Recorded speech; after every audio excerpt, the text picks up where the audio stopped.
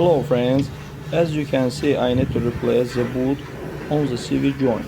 It's all turned. To replace it you need to unscrew all the bolts on the CV joint.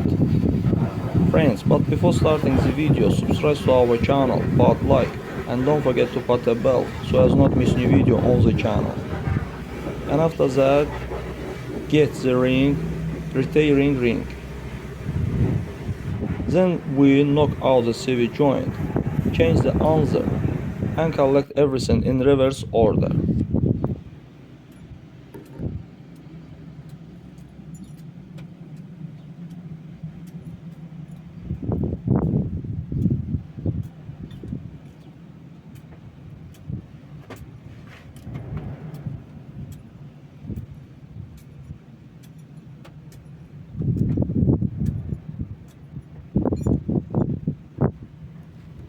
That's all guys, subscribe to our channel, put like and don't forget to put a bell so as not miss new video on the channel.